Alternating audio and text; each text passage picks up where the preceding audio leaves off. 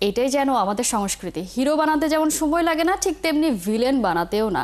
গেল বছরের এই সময়টা যখন দেশ থেকে বিদায় নিয়েছিল ফ্যাসিস্ট, তখন বিসিবিও মুক্ত হয়েছিল। আর সেই টালমাটাল সময়ে দায়িত্ব তুলে দেওয়া হয়েছিল ফারুক আহমেদের কাঁধে। এক্স ক্রিকেটার এবং অধিনায়ক হিসেবে তিনিই হয়েছেন বাংলাদেশের প্রথম বিসিবি প্রধান। কিন্তু মাত্র 9 মাসে 9-6 অভিযোগ উঠে যায় তার বিরুদ্ধে। রাতারাতি তাকে সরানো হয় চেয়ার থেকে, তার বিরুদ্ধে আনা হয় নানান অভিযোগ। 250 কোটি টাকা অবৈধভাবে স্থানান্তরের অভিযোগ ওঠে সাবেক এই সভাপতির বিরুদ্ধে।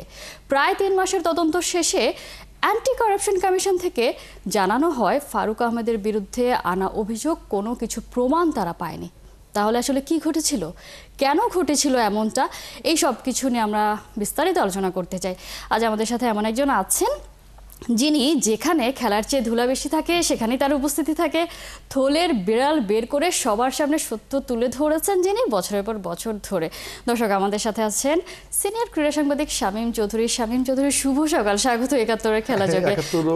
আমাকে আমন্ত্রণ জানানোর ৭১-কে অনেক ধন্যবাদ। থলের বিড়াল আপনি বের করেন এবং সেই বিড়ালটা হচ্ছে এই যে আপনার একটা রিপোর্ট। এসএসসি ক্লিয়ারেন্স দিয়ে দিয়েছে ফারুক আহমেদকে যে তার বিরুদ্ধে আনা কোনো অভিযোগ আসলে প্রমাণ হয় না। তাহলে আসলে কি ঘটেছিল, কেন এত বড় একটা অ্যালিগেশন তার বিরুদ্ধে আনা হলো এবং সেটা আসলে প্রমাণিতই হলো না? দেখুন, আসলে অ্যান্টি কারাপশন ইউনিট, আপনি এটা হচ্ছে এপ্রিল মাসে ক্রিকেট বোর্ডে একটা অভিযান পরিচালনা করে। সেই অভিযানে এটা কিন্তু অ্যান্টি কারাপশনের 2 বার আসছিল। একটা হচ্ছে আপনার তাদের কাছে যে গত বছরের অক্টোবরে আপনার 26টা অভিযোগ দাখিল করেছিল, সেই অভিযোগগুলো ছিল আপনি টোটালি ফিনান্সিয়াল করাপশন।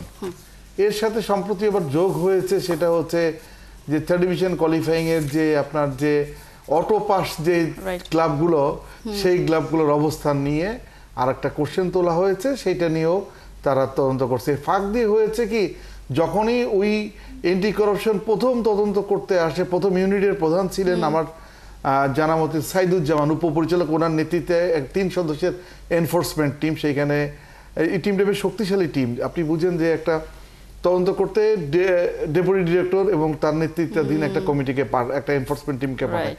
তারা কিন্তু আপনার ফিনান্সিয়াল করাপশনটাকে এটা এটা এটা আসলে সত্যতা যাচাই করার জন্য আসছে, কাগজপত্র দেখেছে, বেশ কিছু আপত্তি দিয়ে গেছে এবং সঙ্গে টেলিভিশন কোয়ালিফাইংটাও তাদের অবজারভেশনে ছিল। কিন্তু যখনই তারা আপনি অ্যান্টি কারাপশন ইউনিটটা এই আপনার বিগত সময়ের 12 বছরের নাজমুল হাসান পাপনের আমলে যে 12 বছরের আর্থিক অনিয়ম দুর্নীতি নিয়ে তদন্ত শুরু করলো, তখন একটা এলিগেশন আনা হলো, ধরে নেওয়া হয়েছে যে এটা বুঝি ফারুক ভাই করেছে, মানে দ্যাট মিনস ফারুক সাহেব করেছে। বিসিবির সেই সময় প্রেসিডেন্ট যে মানে নাজমুল হাসান পাপনের পরে যিনি আসলেন আন্দোলনের, বৈষম্য বিরোধী আন্দোলনের ফলে সৃষ্ট সরকারের আর কি আপনার ক্রিকেট বোর্ডের প্রেসিডেন্ট হিসাবে, তাই না? তখনই কিন্তু চিন্তা করলো যে ফারুক সাহেবই কি তাদেরকে আনছে কি না। এই জন্য আপনার বিসিবির ভেতর থেকে একটা পরিচালক গোষ্ঠী তারা জিনিসটাকে একটা অপপ্রচার ছড়ালো। সেটা হচ্ছে যে ফারুক আহমেদ ক্রিকেট বোর্ডের যে আপনার যে ওদের যে ফিক্সড ডিপোজিট আছে, ফিক্সড ডিপোজিট এখন তো 770 কোটি টাকা ছাড়িয়ে গেছে। এর মধ্যে 250 কোটি টাকা এইটা 9-6 হয়েছে। কিভাবে 9-6 হয়েছে আপনি খেয়াল করে দেখবেন যে 250 কোটি ট্রান্সফার হয়েছে, কিন্তু এটাকে এমনভাবে বলা হলো সরিয়ে ফেলা হয়েছে। এর মানে কি উনি পকেটে নিয়েছেন টাকাটা? না, নেননি। এখন উনি হ্যাঁ হতে পারে। এখন অভিযোগটা কি, উনি একনায়কতান্ত্রিক সিদ্ধান্ত নিয়েছেন, ক্রিকেট বোর্ডের পরিচালকদের সাথে কথা বলেন নাই। আপনি খেয়াল করে দেখবেন দুদক কি বলছে। দুদক বলছে যে এই যে ফান্ডটা ট্রান্সফার হয়েছে এক ব্যাংকের থেকে অন্য ব্যাংকে ট্রান্সফার হয়েছে, এইটা মুনাফার কারণেই এটাকে ট্রান্সফার করা হয়েছে। এবং মুনাফাটা কি দেখেন, এখানে কিন্তু কয়েকটা ব্যাংক ছিল আগে, যে আপনার স্ট্যান্ডার্ড চার্টার্ড ব্যাংক, আমরা ধরি খুব ভালো ব্যাংক বাংলাদেশে, খুবই যেহেতু এটা আমেরিকান বেসড ব্যাংক, খুবই সুনাম করা ব্যাংক। কিন্তু স্ট্যান্ডার্ড চার্টার্ড ব্যাংকে যে আমাদের ফরেন টাকাটা আসে, আইসিসি টেস্ট ফান্ডের টাকা, আইসিসির বিভিন্ন গ্র্যান্ট, এসএসসির গ্র্যান্ট যেগুলো আসে, সেই টাকাটা কিন্তু সরাসরি তাদের অ্যাকাউন্টে জমা হয়, কিন্তু তারা কখনোই এই টাকার বিপরীতে ক্রিকেট বোর্ডকে কোনো লভ্যাংশ দেয় না। তো বিসিবি চিন্তা করলো যে আমি এই টাকাটাও আমি নিরাপদ অন্য কোনো ব্যাংকে রাখি, যেই ব্যাংকের থেকে আমি মুনাফা পাবো। এবং আপনি খেয়াল করে দেখবেন যে সমস্ত ব্যাংকে ফান্ড ট্রান্সফার করা হয়েছে, যে আপনার বিগত সরকারের আমলের শেষ দিকে এসে সবচেয়ে বেশি করাপ্টেড ব্যাংকের তালিকায় ছিল জনতা ব্যাংক। আপনি জনতা ব্যাংকের টাকা তো রাখা ঝুঁকিপূর্ণ। জনতা ব্যাংক কেন টাকা রাখবেন আপনি? কারণ যেই ব্যাংকের শেষ দিকে এই পরিমাণ টাকা আপনার মানে বিভিন্নভাবে ঋণ দেওয়া হয়েছে, ব্যাংকটা খালি করা হয়েছে। এখন ওই জায়গাটা এরকম কতগুলো ব্যাংকে চিহ্নিত করে তারা টাকাটা ট্রান্সফার করা হয়েছে। এই টাকাটা ট্রান্সফার করছেন এবং ট্রান্সফারের যে ক্রিকেট বোর্ড, ফারুক ভাই তো আসলো হচ্ছে 8ই আগস্ট প্রেসিডেন্ট হয়ে। আপনি একটা কোরাম পূর্ণ করার জন্য সব মিলে 10 সদস্যের একটা বোর্ড পরিচালনা পরিষদ তৈরি হলো। এই পরিচালনা পরিষদের মধ্যে সাইনিং অথরিটি আগে যারা ছিলেন, আগে যেমন ডাক্তার আইএস মল্লিক এবং মাহবুব এবং ডাক্তার আইএস মল্লিক ছিলেন, যে মাহবুব যখন নাই, ঈশ্বর কি আপনার আইএস মল্লিক যখন বিদেশে পলাতক আছেন, তখন আপনি কি করবেন, ওর জায়গাটা আপনি একজন রিপ্লেসমেন্ট দিবেন। আপনার 21শে আগস্ট ক্রিকেট বোর্ডের সভায়, আমি যদি ভুল না করে থাকি আবারও বলছি, 21শে আগস্ট বিসিবির পরিচালনা পরিষদের সভায় আপনার সাইনিং ব্যাংকের সাইনিং অথরিটি হিসাবে রিপ্লেসমেন্ট আইএস মল্লিকের জায়গা করা হলো আপনার ফাইম সিনহাকে। আচ্ছা, সিএফও হয়ে তিনি আসলে না সেই ফাইম জায়গাটা সিনহাকে আপনার দুইজন সিগনেটরিজ আছে হলো বিসিবির এমপ্লয়ি, সেটা হলো একজন হচ্ছে সিও এবং আপনার যে চিফ, এটাকে বলা হয় কি যে আপনার ফিনান্সের যে ম্যানেজার আর কি, ম্যানেজার ইনচার্জ আর কি, আব্দুল মান্নান সরকার। ওনারা দুইজন করেন একটা সিগনেচার, আর দুইটা সিগনেচার ফিনান্সের ট্রানজেকশনের ক্ষেত্রে যে দুইটা সিগনেচার, সেই দুইটা সিগনেচার করেন হচ্ছে মাহবুব এবং ফাহিম সিনহা। তাহলে খেয়াল করে দেখেন, মানে সিগনেচার নেওয়া হয়েছিল। হ্যাঁ, না এটা কিন্তু রেজুলেশন করে 21শে আগস্ট যে ক্রিকেট বোর্ডের যে মিটিং হলো, সেই রেজুলেশন করে তাদের পরিবর্তে তারা দায়িত্ব পালন করবে, এটা কিন্তু তার পরিবর্তে সে দায়িত্ব পালন করবে, এটা কিন্তু লিখিতভাবে আছে। এবং এটার প্রস্তাবকটা হচ্ছে ফাহিম সিনহার নামটা প্রস্তাব করেছেন ইফতেখার রহমান মিঠু, যে হ্যাঁ আমাদের মধ্যে একজন আছে দক্ষ, উনি স্বাক্ষর করবেন। আচ্ছা, তার নাম কি? ফাহিম সিনহা। তাহলে কি দাঁড়াচ্ছে আপনি খেয়াল পরিষ্কারের জায়গাটা, যে আপনি যখনই ধরেন ফারুক ভাই সিদ্ধান্ত নিচে বলা হচ্ছে এককভাবে, ধরেও নিলাম আমি এককভাবে সিদ্ধান্ত নিলেন। ক্রিকেট বোর্ডের গঠনতন্ত্র দেখেন, গঠনতন্ত্র পরিষ্কার করে লেখা আছে যে আপনার বিসিবি প্রেসিডেন্টের ক্ষমতা এতই বেশি, উনি যে কোনো সিদ্ধান্ত নিতে পারেন এবং এমনও হতে পারে যে সভায় আলোচনা না করে সিদ্ধান্ত নিয়ে পরবর্তী সভায় সেটা অনুমোদন করে নিতে পারেন, পোস্ট ফ্যাক্টর হিসাবে নিতে পারেন। পোস্ট ফ্যাক্টর অ্যাপ্রুভালের এই ব্যবস্থার শুরুটাই হয়েছে আপনার এই সভাপতির এই ক্ষমতাটা যে এত বৃদ্ধি করা হয়েছে, এটা হয়েছে নাজমুল হাসান পাপনের আমল। এর আগে কিন্তু এতটা ক্ষমতা ছিল না। সভা মানে বিসিবির ক্ষমতাটা এমনভাবে ছিল, সবার মধ্যে এটা অনেকটা সমভাবেই বন্টন ছিল, কিন্তু সভাপতি যদি রুলিং দেওয়ার ক্ষমতা রাখেন, কিন্তু ওই সভাপতির ক্ষমতা ছিল সবচেয়ে বেশি, এবং সেটা বিদ্যমান গঠনতন্ত্র অনুযায়ী ফারুক ভাইও সেই ক্ষমতার অধিকারী। কিন্তু সেই ক্ষমতাটাই তিনি অ্যাপ্লাই করেছেন না, ক্ষমতা অ্যাপ্লাই করেছেন আপনি বলতে পারবেন না, কারণ আপনি সিগনেটরি কে? সিগনেটরি হচ্ছে আপনার মাহবুব এবং ফাহিম সিনহা। আচ্ছা, সিগনেটরি হচ্ছে কি সিও এবং হচ্ছে আপনার ফিনান্সের হচ্ছে আপনার ইনচার্জ। তাহলে কি দাঁড়াচ্ছে? এই যে তিনি গঠনতন্ত্র মেনেই তিনি কাজটা করেছেন, তাহলে কেন এই পরিচালকরা তো এখনো আছেন, কেন তারা আসলে এই ব্যাপারটা বললেন না? যেহেতু এই জিনিসটা পুরোটাই তদন্তে চলে গেছে, তারা তো নিশ্চিতভাবেই জানতেন যে এটা উঠে আসবে। হ্যাঁ, আপনি ব্যাংকে ট্রান্সফার শুধু করেন নেই, আবার কোন ব্যাংকে রাখবেন, কত টাকা লভ্যাংশ পাবেন, এই আবেদনটাও করেছেন কিন্তু ওনারাই। সবকিছু ওয়েল ডকুমেন্টেড। সেই জায়গায় এরকম একটা অ্যালিগেশন আসলেই খুবই হতাশাজনক। এবং ফারুক আহমেদ বারবার বলেছিলেন যে তাকে জোরপূর্বক আসলে পদচ্যুত করা হচ্ছে। আপনি দেখেন, এই যে আপনি পদচ্যুতের কথা বললেন না, গঠনতন্ত্রের কোনো ধারায় ইমপিচমেন্ট বলে কোনো শব্দ নাই। আপনাকে দেখেন খেয়াল করে যে ইমপিচমেন্ট বলে কোনো শব্দ নেই। অর্থাৎ আপনি যদি প্রতিবন্ধী না হন, আপনি যদি পাগল না হন, আপনি যদি অসুস্থ হয়ে যদি আপনি শারীরিকভাবে যদি অক্ষম না হন, এবং আপনি যদি বিদেশে স্থায়ীভাবে অবস্থান না করেন, তাহলে কোনোভাবেই আপনার কাউন্সিলর পদও আপনাকে রহিত করা যাবে না। সেখানে এনএসসি করছে কি দেখেন, গঠনতন্ত্র সম্পূর্ণ লঙ্ঘন করে, যেটাকে বলা হয় আইসিসিতে পরিষ্কার বলা আছে আপনি কোনো হস্তক্ষেপ করতে পারবেন না। আপনি যখন ফারুক ভাইকে যখন আনছেন, তখনও কিন্তু গঠনতন্ত্র লঙ্ঘন করা হয়েছে। কিভাবে? আপনি আহমেদ সাজ্জাদুল আলম ববি কিন্তু পদত্যাগ করেন নাই। এনএসসি কোটার যে কাউন্সিলর এবং পরিচালক পদ থেকে ওনার পদটা শূন্য করা হয়েছে, যেটা পুরোপুরি গঠনতন্ত্র পরিপন্থী। কোনো গঠনতন্ত্রের কোনো ধারের দেখা যাবে না। একই অবস্থা ফারুক ভাইয়ের ক্ষেত্রে করা হয়েছে। ফারুক ভাই তো ক্যাটাগরি 3-এ এক্স ক্যাপ্টেন কোটায় ছিলেন, যেই কোটায় আপনি নির্বাচন করতে পারেন না, যেই কোটায় শুধু ভোটাধিকার আছে, এবং ক্যাটাগরি 3-তে ক্যাটাগরি 3-র কাউন্সিলররা কিভাবে ট্রান্সফার হয়ে আপনার ক্যাটাগরি ওই ক্যাটাগরিতে আপনি এনএসসি কোটায় চলে যায় জানা নাই আমার। কিন্তু এই জায়গাটা অন্যায় করা হয়েছে, এবং তাকে যে আপনার সভাপতি হিসাবে মনোনয়ন দেওয়া হয়েছে সেইটাও টোটালি হচ্ছে ওই মানে যে প্রসেসে আসলে তাকে সভাপতি করা হয়েছে ঠিক সেভাবেই তাকে সরানোর প্রক্রিয়াটা আসলে সেইভাবেই করা হয়েছে, মানে কোথাও কোনো জায়গায় এখানে এনএসসি দুইটা অপরাধ করেছে, আমি আগেও বলেছি এখন আবার বলছি যে আপনার ফারুক ভাইকে ইমপিচমেন্ট করতে পারে না, কারণ সেটা পরিষ্কার গঠনতন্ত্রের কোনো ধারায় নেই। এবং দেখেন এখানে সভাপতির ক্ষমতা এত বেশি, পারলে তো উনি ইমপিচমেন্ট কাউকে করতে পারে, কিন্তু সেখানে ওনাকে ইমপিচমেন্ট করা হয়েছে। আরেকটা জিনিস, ওনার ব্যাপারে প্রত্যেকেই মানে যে পরিচালকরা ওনাকে অব্যাহতি চেয়ে স্বাক্ষর করেছেন যে 8 জন, প্রত্যেকেই বলেছেন তিনি স্বৈরাচার, আসলে তাকে স্বৈরাচার তকমা দিয়ে দেওয়া হয়েছে। আচ্ছা, এখানে কিন্তু আপনার এই প্রসঙ্গে আমি একটা কথা বলি, সেটা হচ্ছে যে ইমপিচমেন্ট করেছেন, আপনার ইমপিচমেন্টের কাগজে স্বাক্ষর করেছেন বিসিবির মানে 8 পরিচালক।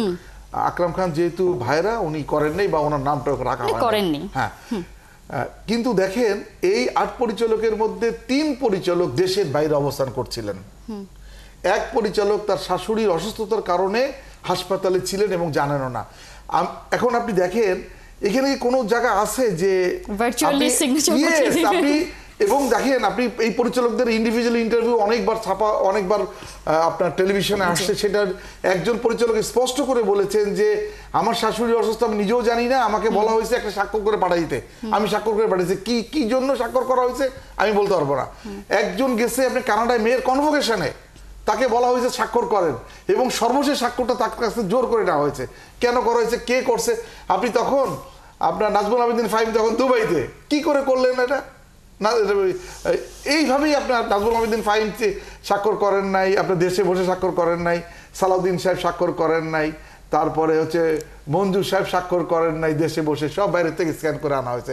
এটা তো হতে পারে না। এভাবেই আসলে পুরো ব্যাপারটা হয়েছে। আমরা যদি তৃতীয় বিভাগ নিয়ে কথা বলি, সেই অভিযোগটা তো আসলে আছেই, এবং সেটাও তো তার আমলের না, তার পুরনো আমলের ঘটনা। তৃতীয় বিভাগের টাকা নিবন্ধন ফি বাড়ানো হয়েছে, সেখান থেকে কাউন্সিলরশিপের একটা বিষয় থাকে, সেই জায়গায় নজিরবিহীন দুর্নীতি হয়েছে। দেখুন, আমি মানে আপনার এই অভিযোগটা কিন্তু দুদকে অক্টোবরেই পড়েছিল জমা, পরবর্তীতে আরো একটা অভিযোগ পড়েছে আমার যতটা জানা, সেটা হলো কি আপনি খেয়াল করে দেখবেন 2013-14 মৌসুম থেকে 2023-24 মৌসুম পর্যন্ত এই থার্ড ডিভিশন কোয়ালিফাইংটাকে পুরোপুরি ধ্বংস করা হয়েছে। কিভাবে? এক সময় আমি কিন্তু সাংবাদিক হিসাবে আপনাদের 71 টিভির যে স্পোর্টসের হেড এহসান মোহাম্মদ, উনিও তো সাংবাদিক ছিলেন, আমরা কিন্তু রিপোর্ট করেছি 128টা ক্লাবের এন্ট্রি পর্যন্ত আমরা দেখেছি। তখন তো রেগুলারলি 50টা 60টা ক্লাব একেবারে রেগুলার ঘটনা ছিল, সংখ্যা 60 এর নিচে আমি দেখিনি। কিন্তু এটাকে করা হয়েছে কি জানেন আপনি, থার্ড ডিভিশন কোয়ালিফাইং থেকে 2টা ক্লাব উত্তীর্ণ হবে থার্ড ডিভিশন, থার্ড ডিভিশনে উত্তীর্ণ হইলে তারা হচ্ছে সিসিডিএম এর এনলিস্টেড হইল। আচ্ছা, পরবর্তীতে কাউন্সিলরশিপের যোগ্যতাও তারা অর্জন করবে, খুবই স্বাভাবিক এটা। এখন এই 2013-14 থেকে করা হলো কি মাত্র 2টা টিমের এন্ট্রি, আপনি 5 লাখ টাকা করলো এন্ট্রি ফি কিন্তু 5 লাখ টাকা করছে। এখানে কিন্তু বেশ কিছু শর্ত ছিল। শর্ত হচ্ছে যে আপনার ক্লাবের নিজস্ব প্যাডে জমা দিতে হবে, তারপরে হচ্ছে তাদের নিবন্ধন থাকতে হবে অথবা নিবন্ধনের জন্য আবেদন সমাজসেবা অধিদপ্তরে করতে হবে, এবং হচ্ছে তাদের আপনার যে গঠনতন্ত্র জমা দিতে হবে, ক্লাবের স্থায়ী ঠিকানা থাকতে হবে, ক্লাব থাকতে হবে। আচ্ছা, গেল এবং 5 লাখ টাকা হচ্ছে আপনার ব্যাংক ড্রাফট দিতে হবে। এই ব্যাংক ড্রাফট ছাড়া কোনো কিছু দেওয়া হয় নাই। এবং যে 2টা ক্লাবকে এন্ট্রি করা হচ্ছে 2টা ক্লাবের, সেই 2টা ক্লাবের এন্ট্রি হচ্ছে ওই যে হচ্ছে যেই চক্রটা হচ্ছে ক্রিকেটকে কলুষিত করছে ওই চক্রটা। এবং আপনি দেখেন টোটালটাই হচ্ছে একটা লিমিটেড কোম্পানির একেবারে তারাই আর কি ঘুরে ফিরে। সে দেখেন এই 2013-14 থেকে শুরু করে 2023-24 পর্যন্ত আপনি এই 12 বছরে 11 বছরে আপনার 22টা ক্লাব উত্তীর্ণ হয়েছে, 3টা ক্লাবের অস্তিত্ব নেই, মানে 3টা ক্লাব থার্ড ডিভিশনে অবনমন হচ্ছে, 19টা ক্লাব 18টা ক্লাব এরকম আছে আর কি এখন অবস্থা। এই প্রত্যেকটা ক্লাব হচ্ছে টোটালি একটা অবৈধ প্রক্রিয়া আসছে। কিভাবে? এমন আছে প্রথম 9 বছর 2টা করে যখন এন্ট্রি ছিল তখন টস করে চ্যাম্পিয়ন রানার্স আপ নির্ধারণ করা হয়েছে প্রথম 3 আসরে, এমন ঘটনা ঘটছে। এবং তারপরে যেটা আপনি বাকিগুলোর হয়েছে কি একটা আপনার ডেমনস্ট্রেশন ম্যাচ দিয়ে কে মানে স্ট্যান্ডিং করতে হবে কে চ্যাম্পিয়ন রানার্স আপ, সেইভাবে করা হয়েছে। এই ক্লাবগুলোর অবজারভেশনটা এমন ছিল যে আপনি দেখেন আপনার বেসকিম কোর্ট যে আপনার পরিচালক সায়ান এফ রহমান, যে সালমান এফ রহমানের ছেলে, উনি 2টা ক্লাবের সভাপতি। বর্তমানে বিসিবি পরিচালক ফাহিম সিনা, উনি 2টা ক্লাবের সভাপতি। আপনি খেয়াল করে দেখেন এবং এটা করছে কি গত ফেব্রুয়ারি থেকে শুরু করে মে পর্যন্ত এই ক্লাবগুলোর মালিকানা পরিবর্তনের জন্য একটা হিড়িক পড়ছে। মালিকানা পরিবর্তন করে নতুন কমিটি গঠন করে নতুন কমিটি, এবং দেখবেন ওই 7 জনের নাম যে দেওয়া হয়েছে না, প্রত্যেকটা প্যাড দেখবেন যে মনে হচ্ছে একজনই সবকটা প্যাড বিভিন্নভাবে মানে একই ডিজাইনে ছাপিয়েছে, এবং প্রত্যেকটা কমিটি মাত্র 7 জনের, একজনও বেশি না। এবং খেয়াল করে দেখবেন অনেক সময় আছে যে যদি স্বাক্ষর বিশারদ হয় কোনো ম্যাগনিফাইং গ্লাসে করে, তাহলে প্রত্যেকটা ধরতে পারবে যে একজনই সবই জালি। আসলে এই জায়গায় যা হচ্ছে, এবং ছোট্ট করে একটা জিনিস একটু জানতে চাই যে এত কিছু যে হচ্ছে, আমাদের গণমাধ্যমেরও তো একটা দায়বদ্ধতার জায়গা ছিল। দায়িত্ব দুটো জিনিসই। ছোট্ট করে যদি একটু বলতে চাই যে ফারুক আহমেদকে যখন সরিয়ে দেওয়া হলো এবং পরের দিনে একটা খবর ছড়িয়ে দেওয়া হলো তিনি পালিয়ে গেছেন দুবাইতে, অনেকগুলো গণমাধ্যম এটা ফলো করে প্রচার করেছে। পরে ফারুক আহমেদ নিজেই বলেছেন আমি কোথাও পালাইনি, পালাবো কেন, এবং তিনি এসে কথাও বলেছেন। এই যে গণমাধ্যমের দায়িত্বটা তারা আসলে কি করছে, কেন করছে সব? না, ফারুক আহমেদ পালাবেন কেন? ফারুক আহমেদ তো আপনি তাকে পদচ্যুত করা হয়েছে অন্যায়ভাবে। সে এটা তো এত বেশি শক্ট যে আপনি এটা নিয়ে আর কথাও বলতে চাচ্ছেন না উনি এখন, তাই না? উনি এখন, কিন্তু আমি বলছি গণমাধ্যমের দায়িত্বটা, গণমাধ্যম কেন জিনিসটা আসলে ক্রস চেক ক্রিকেট না বোর্ডে করে? আপনাকে আপনার জ্ঞাতার্থে বলি, আপনার মাধ্যমে 71 টিভির অগণিত দর্শকের সামনে ক্রিকেট বোর্ড প্রতিটা সভা শেষে যে পরিচালনা সভা শেষে যে প্রেস কনফারেন্স করে, ক্রিকেট বোর্ডের মিটিং এর এজেন্ডার 5%ও মিডিয়াকে বলে না। আপনাকে ক্রিকেট বোর্ডের মিটিংগুলো হয় সাধারণত বেশিরভাগই হচ্ছে ফিনান্স কেন্দ্রিক এবং সব অধিকাংশ পোস্ট ফ্যাক্টরি অ্যাপ্রুভাল, শুধু টাকা বন্টন। আপনি ওদের যদি 60টা এজেন্ডা থাকে তার মধ্যে 54টাই থাকবে হচ্ছে আপনি টাকা।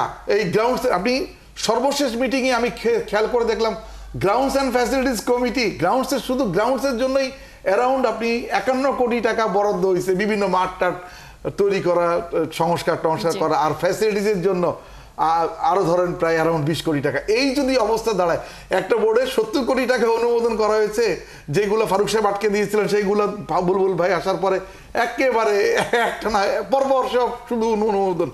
আপনাকে বলে রাখি, জাতীয় ক্রীড়া পরিষদের মালিকানাধীন যেই ভেন্যু আছে, যেমন আপনি যে ভেন্যুগুলো আছে সেইখানে সরাসরি জাতীয় ক্রীড়া পরিষদ কিন্তু ক্রিকেট বোর্ডকে ব্যবহারের অনুমতি দিয়েছে, ক্রিকেট বোর্ডকে কিন্তু লিস্ট দেয় নাই। সেই মাঠে কেন আপনি সেই মাঠ সংস্কারের জন্য আপনার টাকা কেন খরচ করবেন আপনি? এটা হচ্ছে কিনা এনএসসিকে 2000 আপনি খেয়াল করে দেখবেন 2011 ওয়ার্ল্ড কাপ উপলক্ষে জাতীয় ক্রীড়া পরিষদ 354 কোটি টাকা 5টা স্টেডিয়ামের জন্য বরাদ্দ করেছে। তারা সংস্কার করছে মাত্র 10 মাসের মধ্যে। এই 5টা ভেন্যু একেবারে চরম মানে পুরোপুরি আধুনিকায়ন হয়েছে।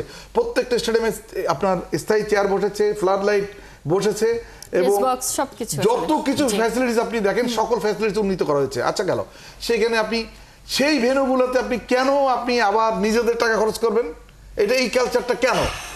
এটা দীর্ঘদিন ধরে এটা হচ্ছে, বুঝছেন? কালচার, আমরা আপনার নিশ্চয় মনে আছে শুরুই করেছিলাম আমাদের একটা কালচার। আমাদের কালচারেই আসলে সবথেকে বড় সমস্যাটা। আসলে অনেকটা সময় দরকার আপনার সাথে কথা বলার জন্য, কিন্তু যা শুনেছি তাতেই আসলে আমার অলরেডি মাথা ঘোরাচ্ছে যে কি হয় আসলে বিসিবিতে।